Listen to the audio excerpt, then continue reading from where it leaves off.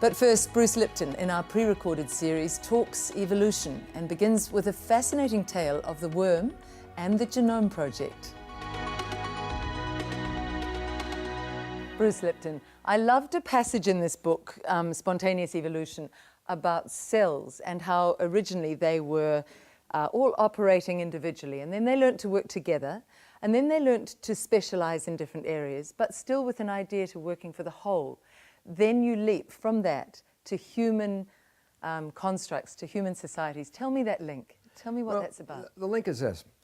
The original belief, you've probably seen it in school. It was called the Tree of Life. It was actually drawn about late 1800s. And it puts all the organisms on this planet in a hierarchy, from the most primitive bacteria at the base of the tree to humans at the very top of the tree. And the vision was, well, what is responsible for the hierarchy? What is responsible for your level on that tree versus being a low level and a high level?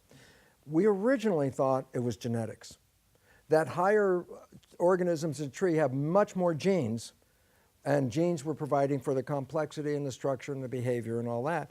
So organisms at the top of the tree have much more genes than organisms at the lower bottom of the tree. So evolution was driven by how many genes we have. That whole thing collapsed when the Human Genome Project came in. For the recognition is this.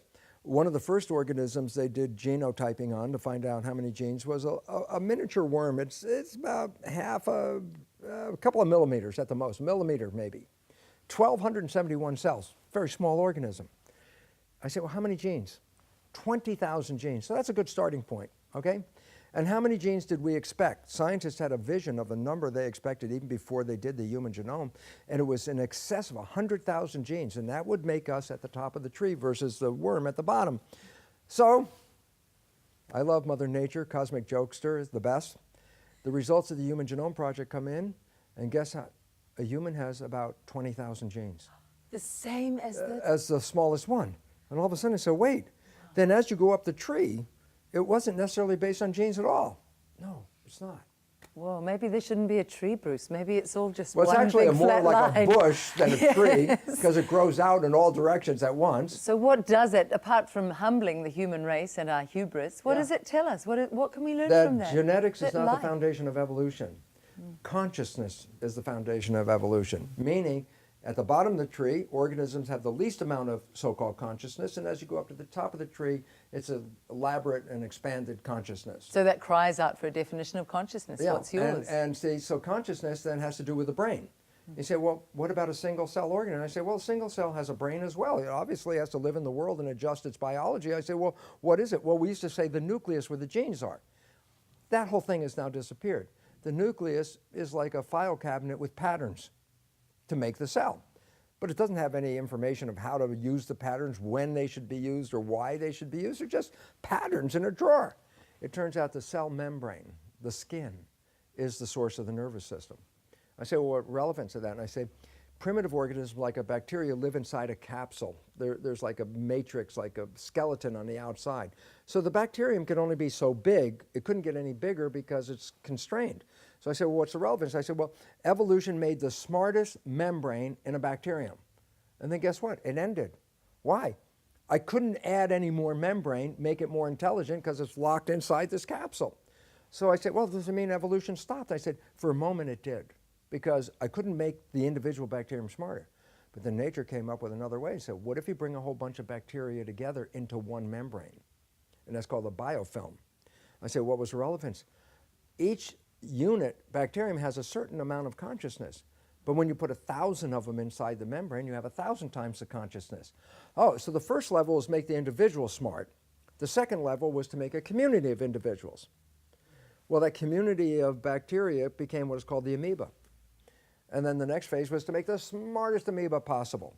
And we get to the end. Why? It's a single-celled organism with a single membrane around it. It can't get any bigger than a certain size because the membrane would rupture like a balloon with too much water in it, causes the balloon to break.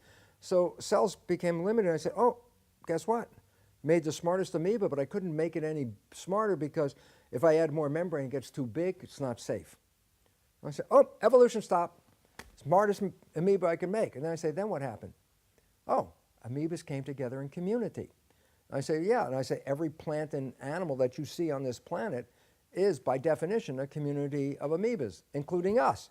We have 50 trillion amoebas. We're a community. I go, yeah. So I create a new organism called the human, which is actually a community of amoebas, and then I say, guess what? Pack that skull with as much brain tissue as you possibly can. And I say, guess what? I can't make any more brain inside a human skull.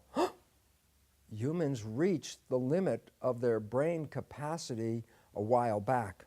I say, so what's evolution now? I say, I can't make us any smarter. We've maximized the amount of space in that skull. Evolution stop. Next evolution. Same pattern again. You bring humans together to share their awareness. So we are in an evolutionary state right now. What? We've already advanced the human to the fullest level of its ability, and now we're looking for evolution to the next level. And I say, humans are cells that in a community form a new organism, a superorganism called humanity. So the evolution is not the evolution we're facing now, not us. We've already evolved. The evolution is the evolution of the community of humans. And it's interesting because that's what we're seeing right now is, how is that coming together? And I said, most important recent advance is called the internet. Reason. The internet is a nervous system that can connect 7 billion human cells into one organism. I say, look what's going on around the world. Borders are breaking down. The communities are breaking down. People are wanting a better world. A better world. Consciousness is raising. Because the internet has shown them. I mean, if you lived in some place in the desert in the Mideast and you're just making it day by day, scraping by, and you turn on the internet and you see these people in Australia, New Zealand, North America, England living, and you go, wow, look at their lives. What am I doing in a sand pile? And all of a sudden, they're not happy. Arab Spring says, we are being, we're losing out on life because we can see everybody else's life. In your own country, Bernie Sanders waking people up about Thank the goodness. media. Thank Look, goodness. questions about the media, about politics, all sorts of things. So this is where human evolution is headed now. We need to work together. John, do you have some thoughts on that? Yeah, absolutely, because it goes even further than this, because our brain its major capacity is like a transmitter of information coming in and out. So it's downloading like a computer, and that's morphogenetics. There's a whole different way of defining this, Carl Jung's collective consciousness. And as Bruce says, this aggregated consciousness, which is not working at a metabolic level, it's working at a higher level, a quantum level of information exchange. So that's basically what we're trying to do with clients once we got them through a stage past survival into a thrival environment. And Bruce can talk later on if he's interested in Rupert Sheldrake's work of morphogenetics, where the 100 monkey principle, where you start to get groups of people becoming way more cooperative, at a much higher level of performance and potentiality.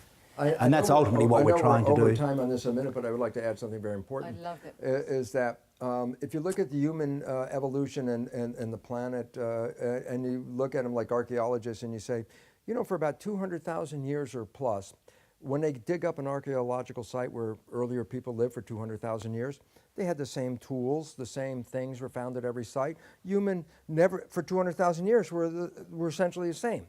30,000 years ago, all of a sudden, humans changed, technology came in. And today the technology is like vertical, that today, while we're talking, there's new technology that we'll find out tonight.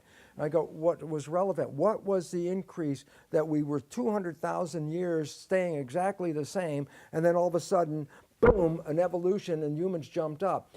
The first scientist, being physical, mechanical, said, there was a change in genetics, so we got smarter. Or B, there was a change in nervous system that made us smarter, and now we know what the answer was. The answer was human community. Because it takes a bunch of different humans to see things in a different way, to put their information together to create something new. If you lived, there was just like 3 of us in a community, and I say, hey, let's build a rocket to the moon. You go, what's the moon? What's a rocket? We can't get there, whatever. And it's like, no, not 3 of us, But let's say, for example, a number, how many people did it take to make a computer? 50,000 different people, each with small advance, collectively made a computer. What's the nature? We are coming together now in a bigger conglomeration of humans which is called emergence, that new ideas are going to be there tomorrow that we wouldn't even think of at this minute right now, and tomorrow you might go, oh my God, the world's changed, new idea. But all dependent on us coming together like those amoeba in community. In community, Thank because you. community is evolution. Community is evolution. Thank you. Bruce Lipton. you. Wonderful.